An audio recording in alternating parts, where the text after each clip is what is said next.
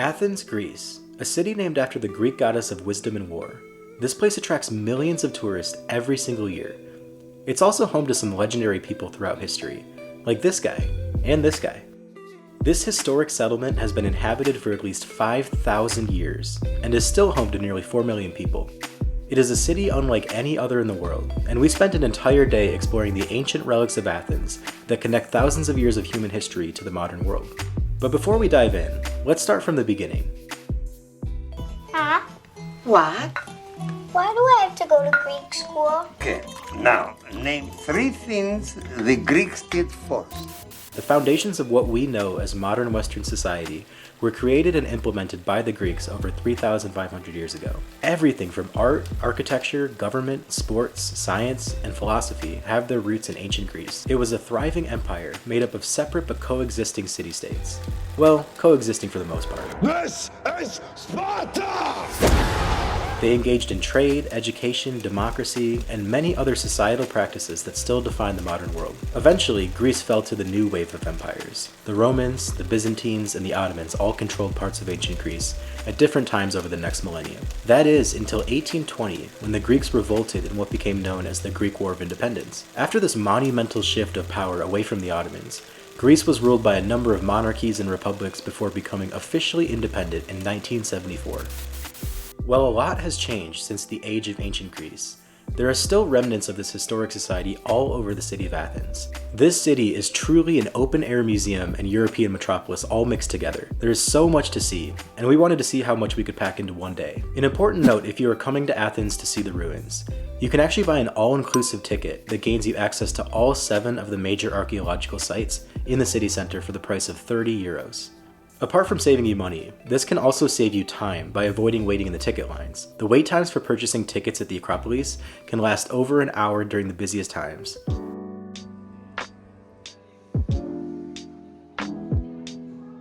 Our first stop of the day was the Ancient Agora of Athens.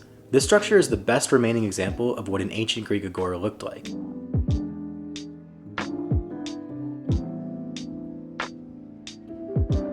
They were central public spaces, much like markets, where goods could be exchanged and assemblies could be held. There are usually far less tourists here than the Acropolis, so it's a much better place to purchase the all-inclusive ticket if you plan on seeing all the sights. The Agora is situated in a beautiful park that also includes the Temple of Hephaestus and the ancient altar of Aphrodite.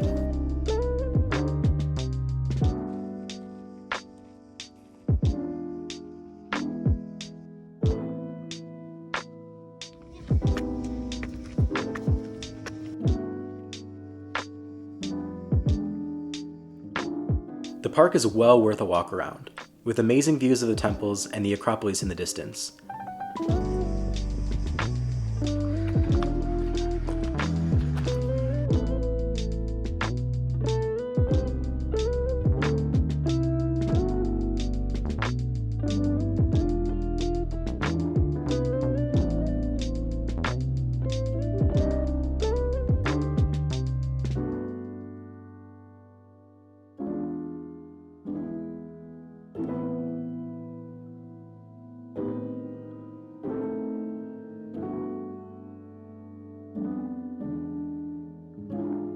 That brings us to our next stop, the #1 attraction in the city. Now, something that is commonly mixed up by tourists. There is a difference between the Acropolis and the Parthenon. The Acropolis is the name of the entire complex, and the Parthenon is the large temple that sits on top of the hill. There are plenty of things to see around the Acropolis before getting to the Parthenon, including this beautiful viewing platform that is free of charge. It is hands down the best panoramic view of Athens, and really puts into perspective how massive the city actually is. It's also a great place for the sunset. You can even bring a beer with you.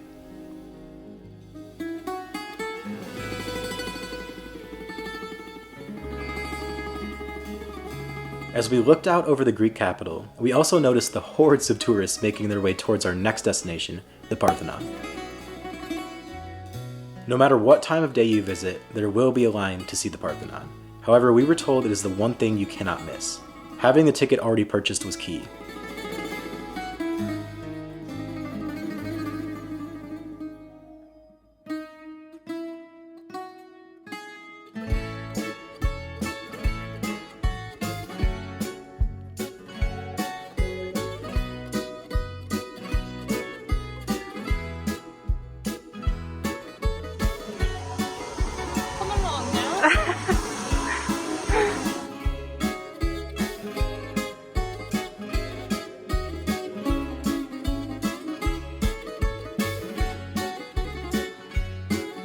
We have seen our share of ancient structures and buildings this year. This right here is by far the oldest. Originally starting construction in around the 5th century BC. They don't know exactly when, but just think about that. I mean, that is 2,500 years ago, and it's still here. There are so many fascinating facts I could run through about the Parthenon, but one of my favorites is when the Ottomans were here, they were actually at war with the Venetians, and this was hit with the Venetian bomb in 1687. I can't really think what a bomb would look like back then. I'm assuming like a cannonball almost, but just think about that. It was literally hit with a bomb, and it's almost 2,500 years old. Still here, and still standing strong. We got a little scaffolding on it, trying to make sure it's still preserved, but yeah, this is powerful to be here for sure. The roots of the style of society that we live in today, it all started right here. Democracy, art, theater, music, science, all of these things. It's just so amazing to think that the Greeks were ahead of everyone. This is truly the foundation of human society. And I can't believe I'm here. I just still can't believe it.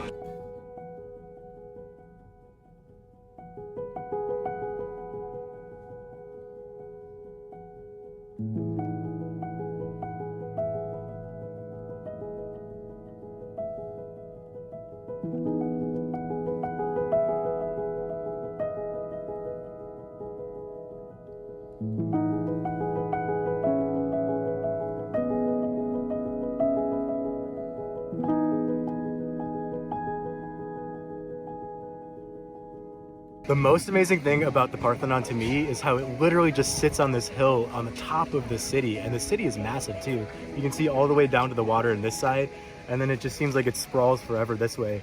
You can imagine thousands of years ago the power this inspired, just being right on top of this hill, visible from anywhere.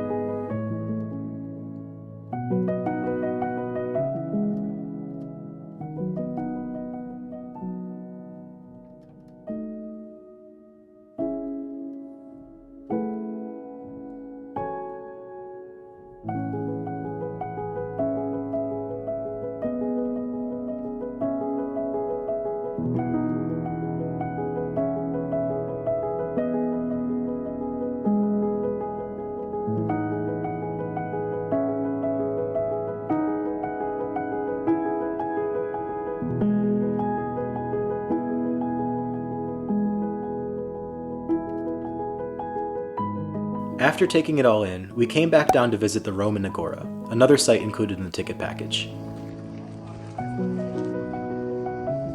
This was built between 20 and 10 BC, after being originally planned by Julius Caesar in 51 BC.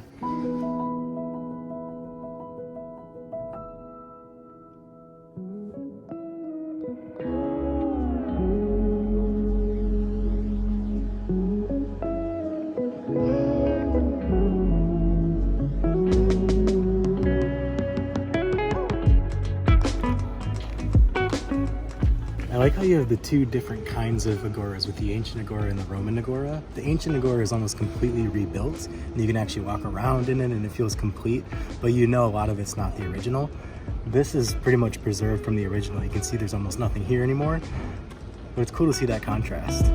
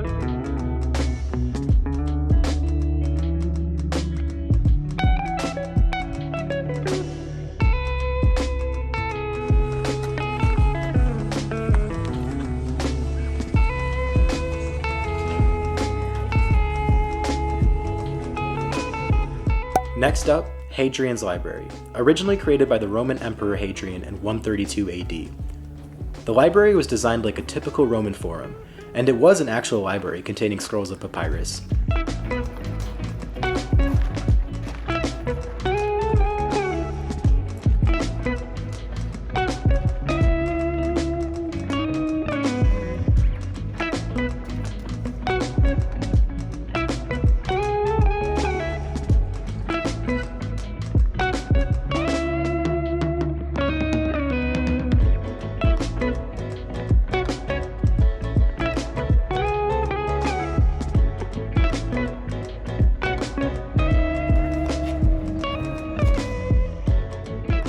If you need a break from looking at the ruins, a walk through the neighborhood of Plaka is a great way to take a break from the rocks.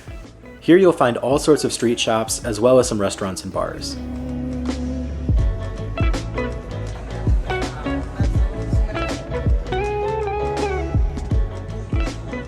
We walk through Plaka en route to our next destination, the Temple of Zeus.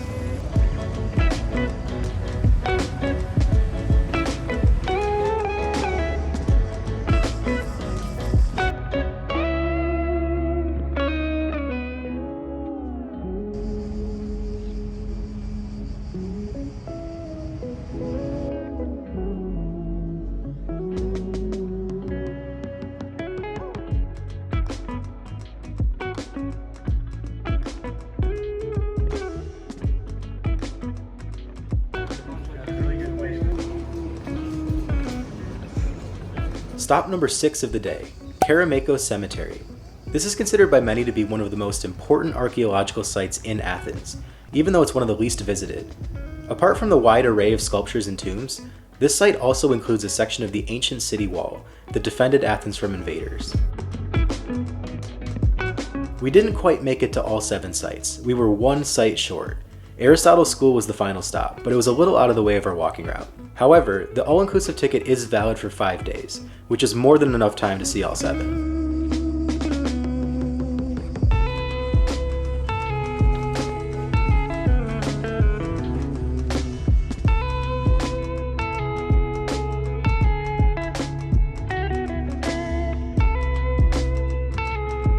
The only proper way to end a day exploring Athens, settling in at a rooftop bar to catch the sunset. A view of the Acropolis makes it even better.